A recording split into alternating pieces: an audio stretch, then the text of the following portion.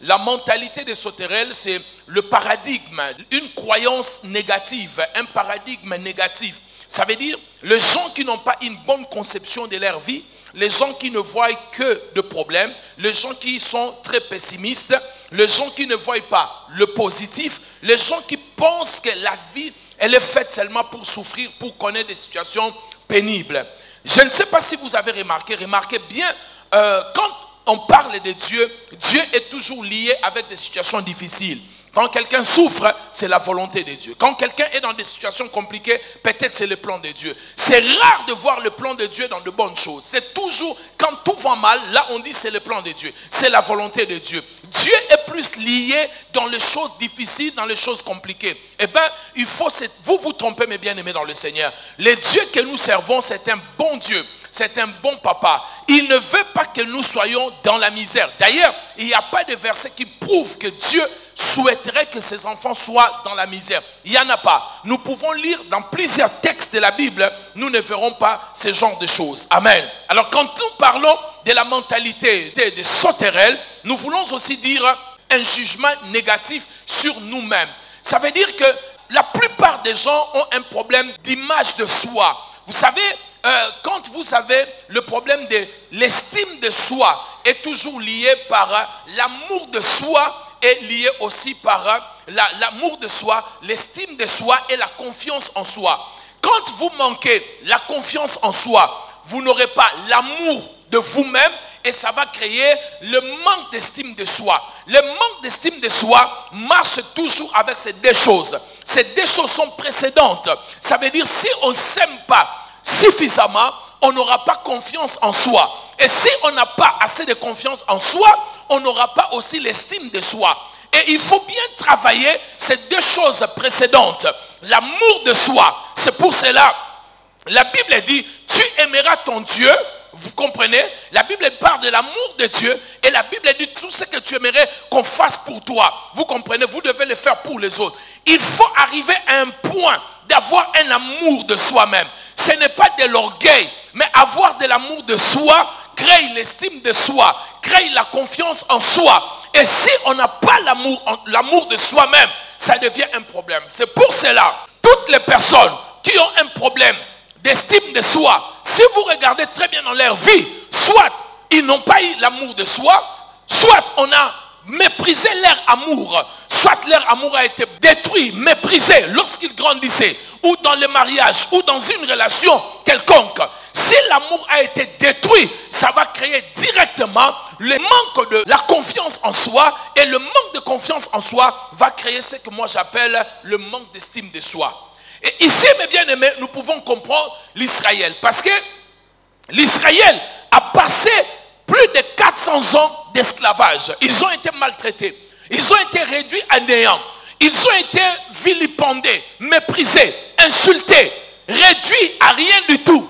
Et ce genre de choses enlèvent très souvent l'estime de soi. Enlèvent la confiance en soi.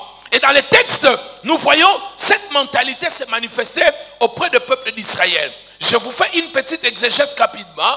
Nous sommes à 1400 ans avant Jésus-Christ. Amen. 1400 ans avant Jésus-Christ, la Bible nous fait voir 600 000 personnes, hommes d'ailleurs, 600 000 hommes sont en train de sortir de l'Égypte, sans compter les femmes, sans compter les enfants. Nous pouvons estimer plus ou moins 1 million à 2 millions de personnes qui sont sorties de l'Égypte.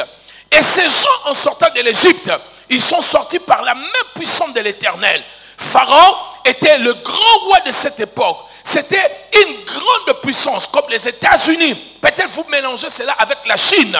Et l'Israël n'était pas encore une nation. C'était juste un groupement de peuples par des tribus. Mais ce groupement de tribus va vaincre un pays puissant comme l'Égypte. Et ils vont sortir de l'esclavage par l'aide de Dieu, par la main puissante de l'Éternel, et ils sont tous sortis. Et lorsqu'ils sont sortis, ils ont commencé à faire le voyage vers la terre promise, parce que Dieu leur avait promis la terre promise. Et durant leur voyage, ils arrivent tout près de la terre promise, vers la frontière à Kadès.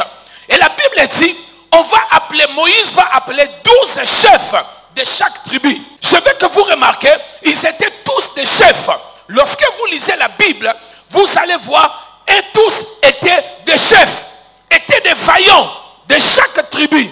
On les a choisis, un dans chaque tribu. Et au total, ils étaient à 12.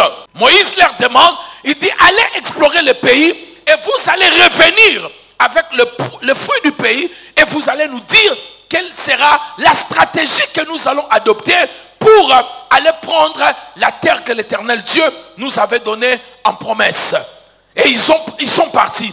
Lorsqu'ils vont partir, mes bien-aimés dans le Seigneur, au retour, ils sont rentrés avec des réactions différentes. Frères et sœurs, vous savez, dans la vie, on peut tous avoir le même problème, mais avoir des attitudes différentes. Dans la vie, le problème, ce n'est pas d'avoir le problème. Le problème, c'est l'attitude que nous avons face à un problème. Le problème, nous en avons tous. Vous n'êtes pas la seule personne ou la seule personne à avoir de problèmes. Moi aussi, j'ai des problèmes. Même Fachi a des problèmes. Alléluia. Tout le monde a des problèmes. Même le président de la République. Maintenant aussi, il a des problèmes. Si les élections ne s'organisent pas, ça serait un problème. Il y a maintenant un problème. De l'autre côté, c'est l'opposition. De l'autre côté, c'est la société civile. Chacun de nous, à un certain niveau, nous avons tous des problèmes. Il n'y a pas un être humain sur la terre qui n'a pas de problème. On a tous des problèmes. Mais les attitudes sont différentes. Et ce qui te fait sortir d'un problème, ce n'est pas le problème, c'est l'attitude que tu as face à un problème. Ce n'est pas parce que je ris que je n'ai pas de problème, mais j'ai pris la bonne attitude de ne pas révéler ce qui se cache dans mon cœur. Nous souffrons tous, nous traversons tous des moments difficiles. Il n'y a pas un être humain sur la terre qui ne peut pas passer de moments difficiles. Même le Christ, quand il est venu sur la terre, la Bible dit, il a appris par la souffrance. Il a appris des choses. C'est écrit dans les livres d'Hébreux. Ils étaient 12. Ils sont tous partis dans un même endroit. Mais ils avaient des attitudes différentes. Frère, ce qui changera ta destinée, ce n'est pas de te plaindre comme tout le monde. Le problème de ce pays, et avec nos dirigeants, nous savons tous que tout va mal. Vous les entendez à la télé, tout va mal dans ce pays. Qui ne sait pas que tout va mal? Les dollars augmentent, on sait que tout va mal. Mais nous ne cherchons pas que quelqu'un nous dise tout va mal. Nous cherchons des solutions. Ne venez pas nous répéter tout le temps tout va mal, tout va mal, tout va mal. Mais quelle est la solution? Et le pouvoir et l'opposition, quelle est la solution? Pas répéter tout va mal. Tout va mal ne change pas des choses. On est tous dans des problèmes. Mais les attitudes, mes bien-aimés, sont importantes pour sortir d'un problème. Tous sont partis explorer. Ils sont partis. La Bible dit ils ont vu de leurs propres yeux. Ils ont vu comment ce pays était productif. Ils ont tout vu. Ils ont pris même des preuves.